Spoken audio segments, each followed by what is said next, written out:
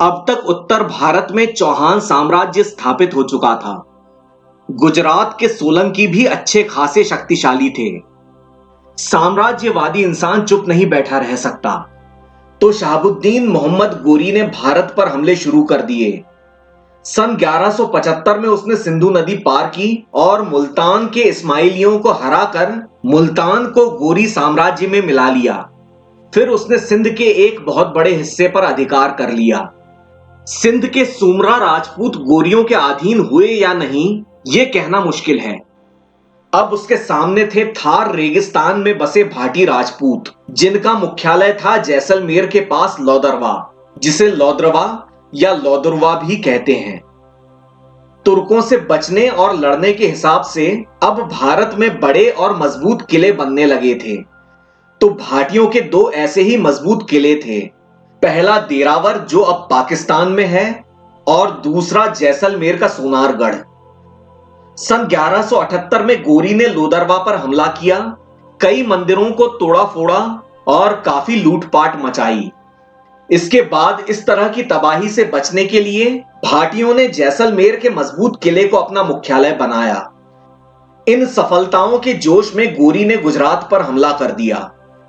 जालोर और नाडोल के चौहान गुजरात के सोलंकियों के मांडलिक थे और उन्हें इस हमले का दर्द सहना पड़ा।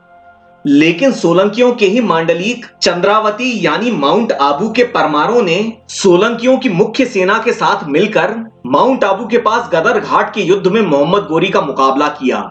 इसे कायदरा या कयादरा के युद्ध के नाम से बेहतर जाना जाता है। इस युद्ध के और भी कई नाम हैं। इस घमासान युद्ध में सोलंकियों ने गोरी को बुरी तरह से पराजित कर दिया। इतनी बुरी तरह से कि उसने महमूद गजनी की तरह सोमनाथ लूटने का सपना देखना छोड़ ही दिया। इसके बाद जीवन भर मोहम्मद गोरी ने गुजरात की तरफ नहीं देखा। लोक कथाओं और आम प्रचार के हिसाब से गुजरात की राजमाता नायकी देवी ने अपने नाबालिग बेटे भीम द्वितीय की तरफ से युद्ध संचालन किया था। हालांकि ज्यादातर इतिहासकार इसको नकारते हैं और सोलंकी नरेश मूलराज को इसका श्रेय देते हैं। गुजरात की करारी हार के बाद मोहम्मद गोरी को भी समझ में आ गया कि ये कोई समझदारी की बात नहीं है कि रेगिस्तान पार करके भूखे प्यासे लड़ने जाओ, वहां जाकर मार खाओ और फिर उसी रास्ते भूखे प्यासे फटे हाल गिरते पड़ते लौट कर आओ। बेहतर होगा कि कोई दूसरा रास्ता खोला जाए, वही जो सदियों से भारत पर हमले का रास्ता रहा है। तो गोरी ने इस दफा पहले लाहौर को निशाना बनाया। सन 1186 में उसने आखिरी गजनवी सुल्तान खुसरो मलिक को मारकर गजनवी साम्राज्य का सफाया कर डाला। अब गोरी साम्राज्य सतलज तक फैल गया था और उस पार था चौहान साम्राज्य। तभी मोहम्मद गोरी को बड़े भाई का बुलावा आया कि जल्दी वापस आओ, सल्जुकी और खवारजमी परेशान कर रहे हैं। तो मोहम्मद गोरी अपने कुछ सिपाहियों को पंजाब में छोड़कर सल्जुकों से लड़ने मध्य एशिया पहुंच गया और उसने लगभग पूरे खुरासान पर अधिकार कर लिया। सन 1190 में वो लाहौर वापस आया और कुछ ही समय बाद उसने चौहानों के एक मजबूत गढ़ ताबार हिंद यानी भटिंडा पर कब्जा कर लिया। इतिहासकार गोपीनाथ शर्मा ने इसे सरहिंद बताया है। जो भी हो, भटिंडा और सरहिंद दोनों ही चौहानों के अधीन थे। भटिंडा पर लहराता गोरी का परचम पृथ्वीराज चौहान के लिए एक खुली चुनौती था।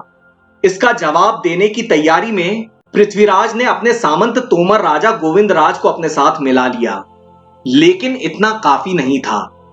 अब एक सवाल हर भारतीय जरूर पूछता है कि पृथ्वीराज चौहान और मोहम्मद गोरी के बीच कितने युद्ध हुए थे। इसका कोई एक जवाब नहीं है। अलग अलग भारतीय स्रोतों में अलग अलग संख्या बताई गई है। खुद पृथ्वीराज रासो के भी कई संस्करण हैं और ये 17 बार की गिनती न जाने कहां से आई है। लेकिन मुस्लिम स्रोतों और प्रामाणिक इतिहासकारों ने केवल 2 ही युद्धों की बात कही है।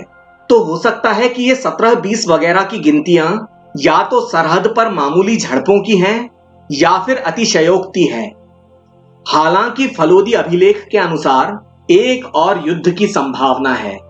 बहरहाल छोटी झड़पें चाहे जितनी हुई हों, बड़े युद्ध तो 2 ही हुए थे, एक ही जगह एक ही मैदान में। दिल्ली और पानीपत से उत्तर में हरियाणा में कुरुक्षेत्र के पास तरावड़ी या तराइन में।